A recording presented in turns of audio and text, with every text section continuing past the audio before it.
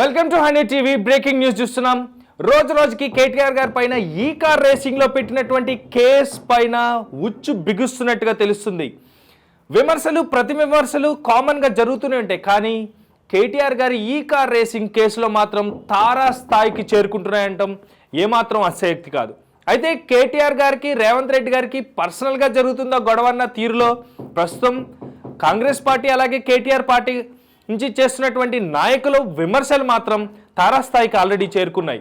అయితే కేటీఆర్ గారు స్పందిస్తూ కూడా ఏం పీకలేవు అంటూ కూడా సంబోధించడం ఇది అంత పెద్ద దుమారాన్ని చెలరేయడానికి కూడా కారణమైంది. అయితే రేవంత్ రెడ్డి గారు కూడా దురుసుగా ఏం తగ్గేదే లేదంటూ కూడా ముందుకు పోవాలి అన్న ఉద్దేశంతోనే రేవంత్ రెడ్డి గారు కూడా ముందుకు సాగుతున్నట్టుగా తెలుస్తుంది. అయితే అసలు ఈ కార్ రేసింగ్ వెనుక అక్రమాలు జరిగాయా లేదా అంటూ కూడా మాట్లాడిన సందర్భాల్లో కేటీఆర్ గారు చెప్తూ ఇంకా హెచ్ఎండిఏ వల్ల లాభం చేకూరింది 700 కోట్ల రూపాయలు. అయితే స్పాన్సర్స్ ఎవరైతే ఉన్నారో వాళ్ళు ఇబ్బందుల్లో పడకూడదంటూ హెచ్ఎండిఏ ద్వారా నిధులు వాళ్ళకి ఏర్పాటు చేయడం జరిగిందని, అయితే దాని ద్వారా ఆ ఈవెంట్ జరగడం ద్వారా 700 కోట్ల రూపాయల లాభం వచ్చినట్టుగా ఆయన వ్యాఖ్యానించారు. అయితే కాంగ్రెస్ ప్రభుత్వం మాత్రం ఎవరైనా కానీ వదిలి పెట్టేదే లేదు, అస్సలు తగ్గేదే లేదంటూ కూడా ముందుకు పోతూ ఉన్న వైనం. అయితే దానికి సంబంధించి మన హనీ టీవీ రిపోర్టర్ వంశీ లైన్లో ఉన్నారు. మ్యాటర్ ఏంటో అడిగి తెలుసుకునే ప్రయత్నం చేద్దాం.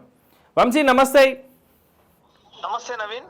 అయితే అసలు ఈ కార్ రేసింగ్ కేటీఆర్ గారి పైన కేసు పెట్టినప్పటి నుంచి కేటీఆర్ గారు కొంచెం స్ట్రాంగ్గానే కౌంటర్ ఇచ్చినట్టుగా తెలుస్తుంది. అసలు ఏం జరుగుతుంది? ప్రజెంట్ చూసుకున్నట్టయితే సిచ్యువేషన్ కావాలనే చేస్తున్నట్టుగా కనిపిస్తుంది, కావాలనే స్కామ్ అన్నట్టుగా తెలుస్తుంది. ఈ విషయం కూడా ఒకటి, ఈ కార్ రేసింగ్ లో గతంలో కేటీఆర్ గారిని అరెస్ట్ చేస్తాం అది చేస్తామని పరుమాణ అంశాలు కూడా వస్తూనే ఉన్నాయి. ప్రజెంట్ రేపు అరెస్ట్ ఎల్లుండి అరెస్ట్ కూడా మనం చూస్తూనే ఉన్నాం. సో ఈ కేసు మీద ఆయన A1 గా పెట్టడం కూడా జరిగింది. సో కేటీఆర్ గారు చెప్పడం ఎలా ఉందంటే, నేను పర్మిషన్ తీసుకొని చేశాను, నేను ఏ విధంగా చేయలేదు, నాకు 700 కోట్ల లాభంతో చేశాను, నేను గవర్నర్ తో సహా మేము పర్మిషన్ తీసుకొని చేశాము, ఎవరు ఇక్కడ ఇల్లీగల్ గా సంపాదించాలని చెప్పడం కూడా జరుగుతుంది. ప్రజెంట్ కేటీఆర్ గారు ఇక్కడ రేసింగ్ లో ఉన్నట్టు కూడా కనిపిస్తుంది మనకి దీంట్లో. సో ఆయన అరెస్ట్ చేసే ఉద్దేశం కూడా కనిపిస్తుంది. అయితే ఇది కాంగ్రెస్ కి కేటీఆర్ కి మధ్యన ఒక పండు దొరికినట్టుగా అయింది. ఇప్పుడు ఈ కార్ రేసింగ్ అనేది కేటీఆర్ గారిపై రివెంజ్ తీసుకునే టైం వచ్చింది అనుకోవాలా కాంగ్రెస్ నుంచి?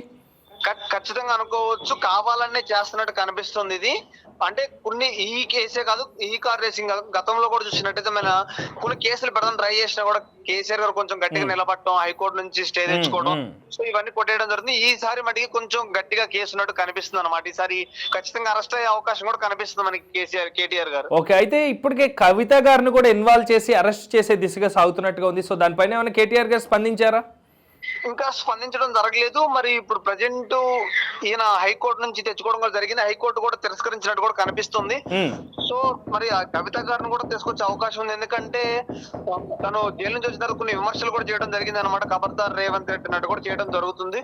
సో ఏమన్నా కావాలని కూడా చేసే అవకాశం ఖచ్చితంగా కనిపిస్తుంది. అయితే కేటీఆర్ గారిన వెంట్రుక కూడా పేకలేవు అని సంబోధించడం జరిగింది, నిజమేనా? నిజమే నవీన్, ఖచ్చితంగా సంబోధించడం జరిగింది.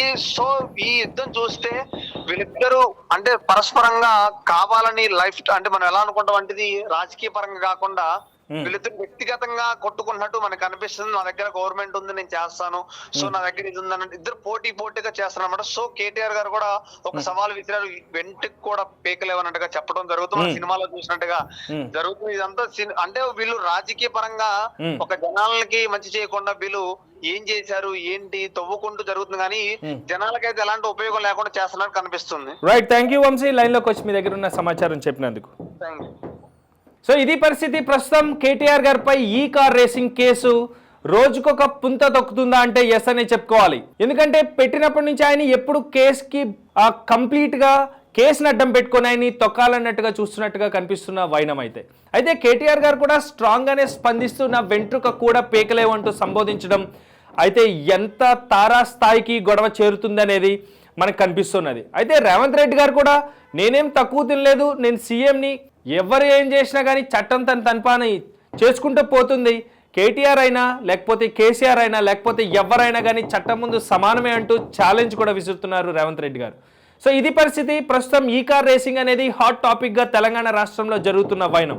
అయితే చూడాలి తుదిగా ఎవరు నెగ్గుతారనేది, ఎవరు తగ్గుతారో అనేది. అయితే కేటీఆర్ గారు మాత్రం అరెస్ట్ చేయడం తప్పదు, శిక్ష వేసి తీరుతామంటున్నా.